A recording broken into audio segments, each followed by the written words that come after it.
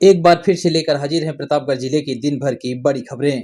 खबरों की शुरुआत करें इससे पहले आप सभी से एक निवेदन है कि यदि आपने अभी तक ग्लोबल भारत न्यूज को लाइक और सब्सक्राइब नहीं किया तो आज ही कर लें, जिससे आपको सभी नोटिफिकेशन सबसे पहले मिलती रहें। चलिए देर न करते हुए रुक करते हैं आज की पहली बड़ी खबर। शुरुआत दिल्लीपुर इलाके की खबर से करते हैं, जहां पूर्व विधायक और पूर्व मंत्री के समर्थकों में नोकझोंक। भाजपा प्रशिक्षण कार्यक्रम में गाली गलौज, दोनों नेताओं के सामने हुआ हंगामा। दरअसल प्रतापगढ़ में शुक्रवार शाम को पूर्व विधायक धीरज ओझा और पूर्व मंत्री शिवाकांत ओझा के समर्थकों में नोकझोंक और गाली गलौज हो गई। इस दौरान दोनों नेता मौके पर मौजूद रहे। यह घटना पंडित दीनदयाल उपाध्याय की स्मृति में दिल्लीपुर थाना क्षेत्र के एक मैरिज हॉल में आयोजित 2 दिवसीय मंडल स्तरीय कार्यकर्ता प्रशिक्षण कार्यक्रम के दौरान हुआ। कार्यक्रम के दौरान दोनों पक्षों के समर्थकों ने अपने अपने नेताओं के समर्थन में नारेबाजी शुरू कर दी, जिससे माहौल अचानक तनावपूर्ण हो गया।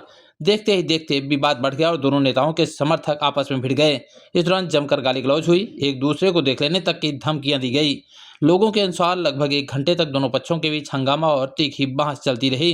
विवाद की मुख्य वजह यह बताई गई कि दोनों नेता एक दूसरे पर बिना आमंत्रण के कार्यक्रम में पहुंचने का आरोप लगाया था, जिससे तनाव और बढ़ गया। सूचना मिलने पर स्थानीय पुलिस मौके पहुंची और किसी तरह दोनों पक्षों को अलग अलग कर स्थिति को नियंत्रित किया। हालांकि इस मामले में अब तक किसी भी पक्ष की ओर से थाने में कोई औपचारिक शिकायत दर्ज नहीं कराई गई है। खबरों में आगे बढ़ते हैं, बात करेंगे कुंडा इलाके की खबर की, जहां युवक की संदिग्ध दशा में मौत, सास ससुर पर प्रताड़ित करने का गंभीर आरोप। पुलिस ने शुरू किया मामले की जांच पड़ताल। दरअसल मामला मानिकपुर थाना क्षेत्र के मुंदीपुर गांव का है, जहां के रहने वाले 22 वर्षीय पवन कुमार सोनी की संदिग्ध दशा में मौत हो गई। वह ज्वेलरी का काम करता था। उसकी शादी अभी पिछले साल नवंबर में सासों के पास रामापुर गाँव के एक युवती के साथ हुई थी। बताया जा रहा है कि शादी के कुछ महीने बाद ही पति पत्नी के बीच छोटी छोटी बातों पर तकरार होने लगी। पहले यह बात उन दोनों के बीच रही, फिर पत्नी ने अपनी मां को बताया, उसके पिता को भी पता चल गया, जिसके बाद पत्नी के परिवार के लोग अपनी बेटी का आंख मूंद कर समर्थन करने लगे। ससुराल वालों से न दबने की सीख देने लगे। इस प्रोत्साहन से पति पत्नी में विवाद और बढ़ गया और एक दिन पत्नी उसे छोड़कर अपने मायके चली गई। पवन के लिखे हुए पत्र में इस बात का भी जिक्र है कि उसके सास ससुर उसे लगातार परेशान कर रहे थे और जेल भिजवाने की धमकी दे रहे थे, जिसके बाद संदिग्ध दशा में उसने मौत को गले लगा लिया। फिलहाल पुलिस ने शव को कब्जे में लेकर पोस्टमार्टम के लिए भेज दिया। खबरों में आगे बढ़ते हैं, बात करेंगे कंधई इलाके खबर की, जहां शॉर्ट सर्किट से 7 बीघा गेहूं की फसल जली, किसानों को हुआ लाखों का नुकसान, मुआवजे की मांग। दरअसल कंधई थाना क्षेत्र के गूगलपुर गांव में शुक्रवार को शॉर्ट सर्किट से भीषण आग लग गई। इस घटना में किसानों की लगभग 7 बीघा खड़ी गेहूं की फसल जलकर राख हो गई। आग खेतों के ऊपर से गुजर रही बिजली लाइन में हुए शॉर्ट सर्किट से लगी। चिंगारी सूखी गेहूं की फसल पर गिरी और तेज हवा के कारण आग तेजी से फैल गई। बताया जा रहा है कि आग की वजह से अब्दुल खार, वाहिद अली, शाकिर, शाहिद और मोहम्मद सादिक की लगभग 5 बीघे गेहूं की फसल पूरी तरह नष्ट हो गई, जबकि शिवशंकर गुप्ता की भी करीब 2 बीघा की फसल जली हुई है।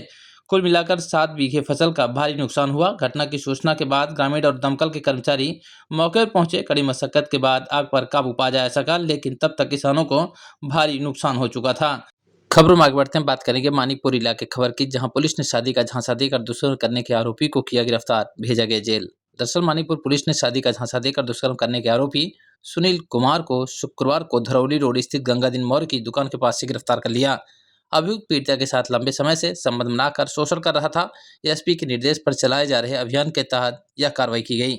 वहीं नवाबगंज पुलिस ने भी गौरी मोड़ के पास से दुष्कर्म और पॉक्सो एक्ट के एक आरोपी को गिरफ्तार किया है। आरोपी का नाम जावेद आलम बताया जा रहा है। थानाध्यक्ष संतोष कुमार सिंह ने जानकारी देते हुए बताया कि पुलिस ने मुखबिर की सूचना पर पहुंचकर आरोपी को गौरी मोड़ के पास से धर दबोचा और इसे जेल भेजने की कार्रवाई की गई। खबरों में आगे बढ़ते हैं, बात करेंगे सदर इलाके की अगली खबर, जहां जूनियर स्टेट बास्केटबॉल चैंपियनशिप का भव्य आगाज न्यायमूर्ति बिपिन चंद्र दीक्षित ने किया शुभारंभ। बता दें प्रतापगढ़ जनपद के खेल जगत के लिए शुक्रवार का दिन ऐतिहासिक रहा। जिला बास्केटबॉल एसोसिएशन के तत्वावधान में आयोजित जूनियर स्टेट बास्केटबॉल चैंपियनशिप का शुक्रवार को सेठ हेमाड जयपुरिया स्कूल के प्रांगण में शानदार शुभारंभ हुआ। कार्यक्रम में मुख्य अतिथि के रूप में मौजूद इलाहाबाद उच्च न्यायालय के माननीय न्यायमूर्ति बिपिन चंद्र दीक्षित और विशिष्ट अतिथि के रूप में जिला जज राजकमल पांडे ने दीप प्रज्वलित कर टूर्नामेंट का विधिवत शुरुआत की। शुक्रवार से शुरू हुआ यह खेल महाकुंभ 8 अप्रैल 2026 तक चलेगा। उद्घाटन समारोह के दौरान खिलाड़ियों के मार्च पास्ट और उनके जोश ने दर्शकों का मन मोह लिया। मुख्य अतिथि न्यायमूर्ति दीक्षित ने अपने संबोधन में कहा कि खेल न केवल शारीरिक विकास के लिए जरूरी है, बल्कि यह युवाओं में अनुशासन और टीम भावना भी पैदा करती है। जिला जज राजकमल पांडे ने भी जनपद में इस तरह के बड़े आयोजन की सराहना की। सेठ हेमाड जयपुरिया स्कूल को इस बड़े टूर्नामेंट की मेजबानी के लिए पूरी तरह से अधिकृत किया गया है, जहां प्रदेश भर की टीमें अपनी प्रतिभा का प्रदर्शन करेंगी। उद्घाटन समारोह के इस बड़े अवसर पर प्रमुख रूप से उत्तर प्रदेश बास्केटबॉल एसोसिएशन के उपाध्यक्ष आर.एस. बेदी, जिला बास्केटबॉल संघ के अध्यक्ष राजेंद्र कुमार त्रिपाठी और सचिव अरुण त्रिपाठी के अलावा रोमा नर्सिंग होम के doctor Rajendra Singh, Saket degree college के प्रबंधक अरविंद श्रीवास्तव, रोमा नर्सिंग होम के doctor Manish Singh, new angels की प्रबंधक डॉक्टर शाहिदा, आत्रेय एकेडमी के प्रबंधक अनिंद श्रीवास्तव, एजाज खान, सुशील कुमार श्रीवास्तव, सौरभ मल्होत्रा आदि मौजूद रहे। कार्यक्रम के अंत में अतिथियों का स्वागत पुष्पगुच्छ भेंट कर किया गया। इस चैंपियनशिप को लेकर पूरे जिले में खेल प्रेमियों में जबरदस्त उत्साह देखा जा रहा है।